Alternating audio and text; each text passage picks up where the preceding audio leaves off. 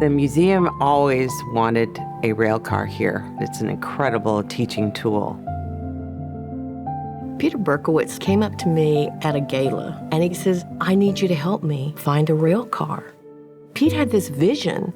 He knew that once he had this piece, that people can actually walk in and touch and feel and experience. It's just so moving.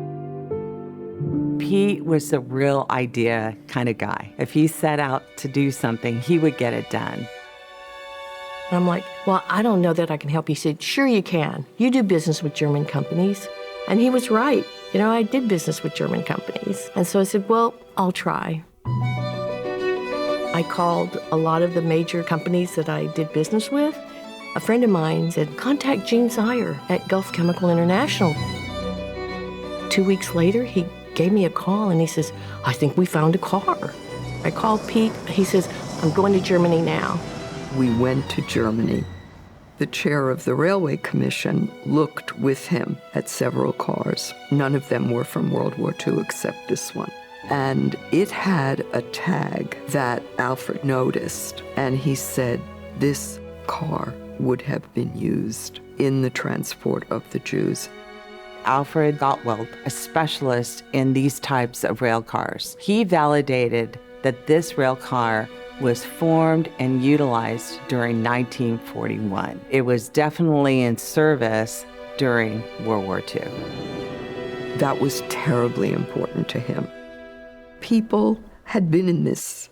Their breath had flowed through this car.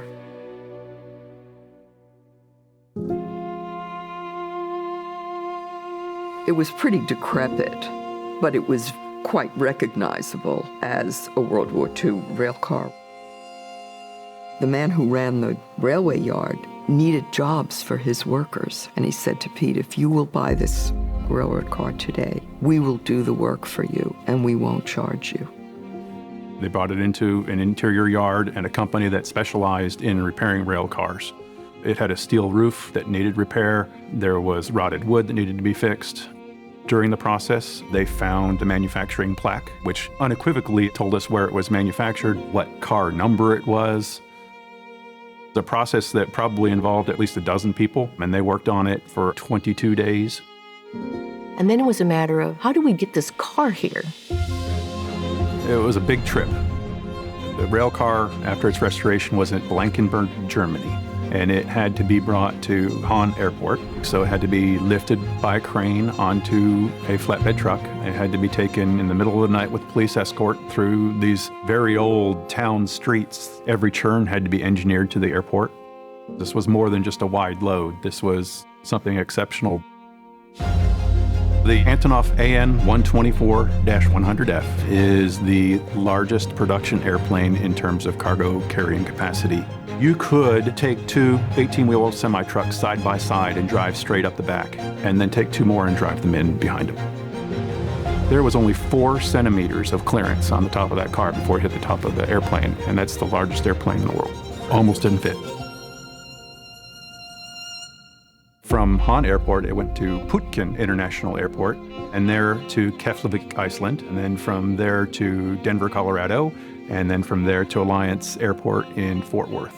A rare artifact from the Holocaust is in Fort Worth tonight. A 1942 World War II era cattle car used to transport Jewish people arrived at the Fort Worth Alliance Airport today.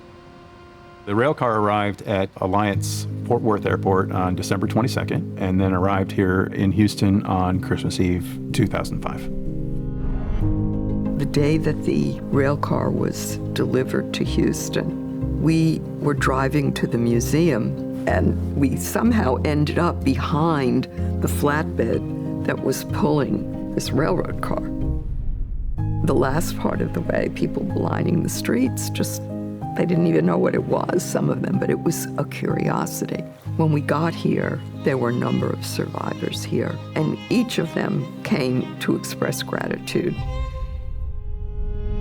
A powerful symbol of the Holocaust is brought to the Houston Museum. A railcar used during World War II is the newest addition to the Holocaust Museum here. There are about 300 Holocaust survivors in Houston today. Many of them say they want the memory of their struggles to live long after they do.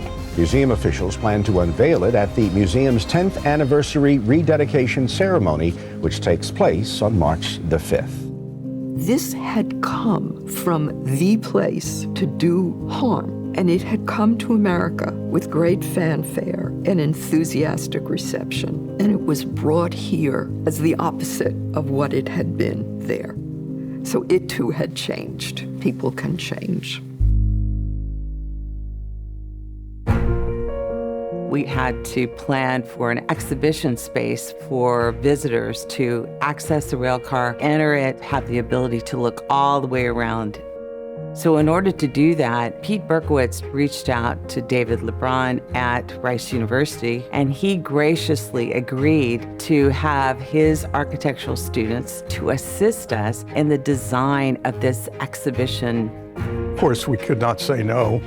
What we were hoping to do is just reinforce what the museum itself wanted to do, which was to make the experience a kind of involving and dramatic experience.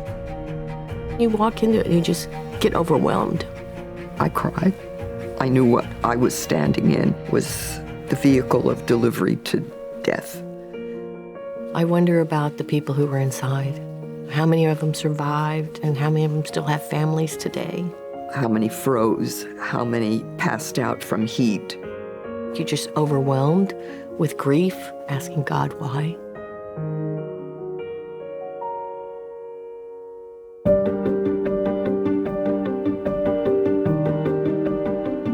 With the new museum, we needed to get the railcar inside. That was the driving force for us to expand our museum by 10,000 square feet, inserting it as part of the pathway within the tour of the Bearing Witness Holocaust Gallery. If you take a look at the total number of costs that are involved, you probably have to look just shy of $1 million. Many people donated their time on top of that. So many hands touched this project. It was really a remarkable way of bringing many people together to do something tremendous for the community. Why we were all chosen, I have no idea. It's just so special. And Pete Berkowitz had the vision, and it's one of the best legacies that I think one could do for this Holocaust Museum. He knew that the railcar would have such an amazing impact on the visitors. That's really powerful for people to see and walk through that railcar. And that is an element that makes people remember and to never forget.